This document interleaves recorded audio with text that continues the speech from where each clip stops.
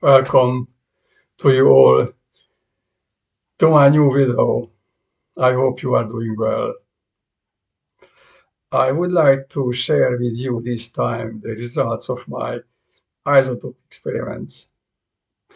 The findings that the half-life of the radioactive isotopes can be shortened. The presentation is divided into three parts. The first part is about the results. After a couple of words about the equipment, finally, I would like to try to explain how all this works. So let's start. There were two kinds of isotopes used in the experiment. The first was potassium 40. Actually, potassium hydroxide was used, but the potassium 40 is part of the elementary decomposition of the potassium hydroxide. The measured dose rate of the potassium 40 in this experiment was 0.3, 0.4 microsievert per hour. There was three samples prepared. There are the three samples on the image, one of them with a closer view. And there are here the results of the measurements. The table shows the initial activities measured before the treatment and the measured activities after the 50 hours treatment. All three samples were measured twice. The decrease of the activities were from 5 to 12%.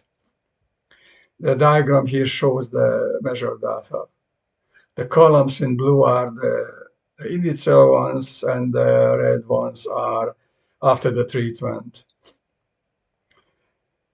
We have to know that the half-life for the potassium 40 is more than 1 billion years. So you see now on the diagram now a reduction of a couple of million years. For the completeness, we have to mention that the mass of the samples have increased during the measurement as the potassium, because the potassium is keen to communicate with the environment. This way, the decrease of the absolute values also means the decrease of the mass-related concentration of the activities. The second experiment.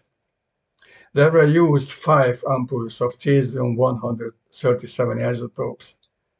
Their half-life are 30 years. Here is the picture of the samples. We have to know that there is a difference between the two experiments. In the potassium case, in the previous part, the measured values were the activities of the samples. In the cesium case, the measured values were the dose rates.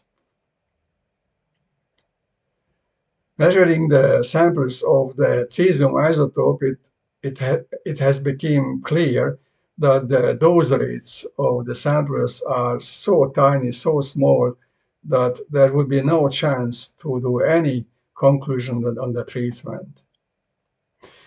The dose rates were the third of the background radiation. The measured total dose rates of each of the samples were 0.23, 0.25 microsievert per hour.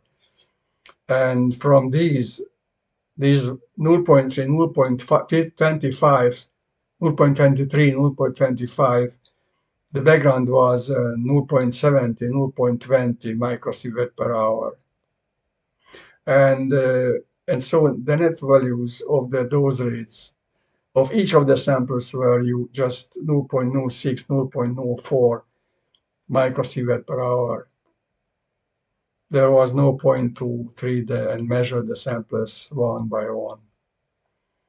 The samples, therefore, were treated and measured in a package of the 5 samples.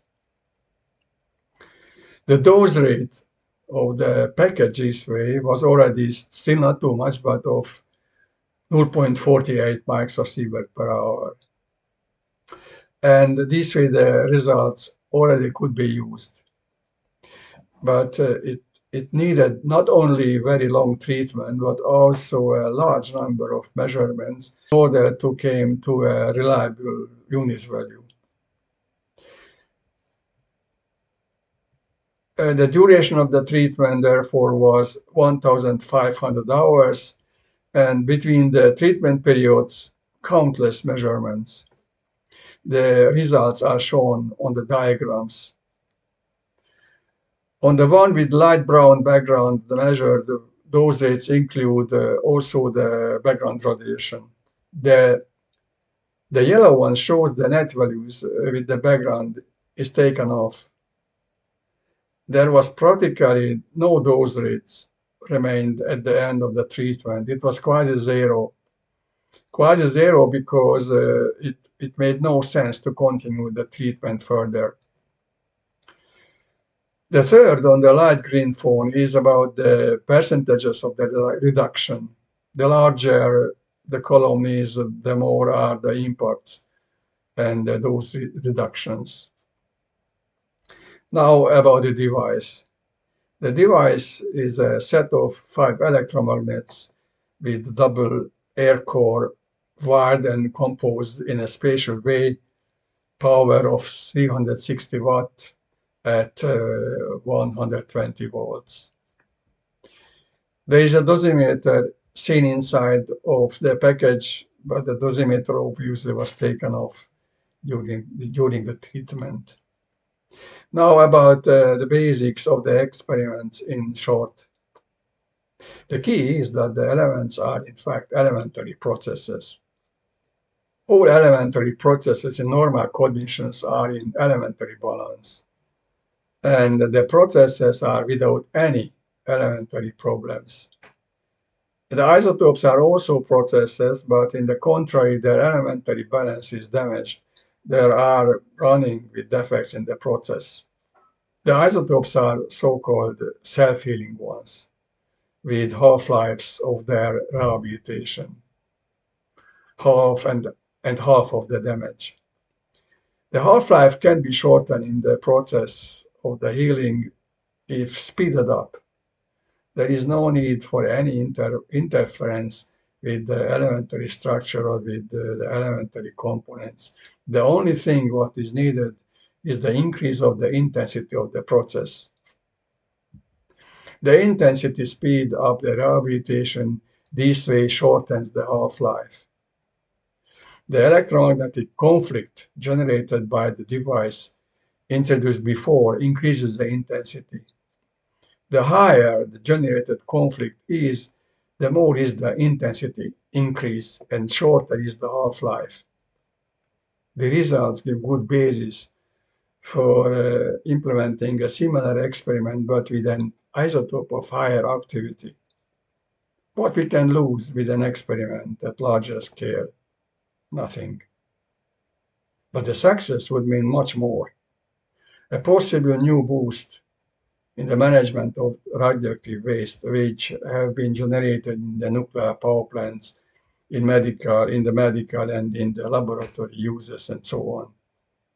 After all, one of the most important problem of the nuclear industry is the treatment and the overall management of the radioactive wastes.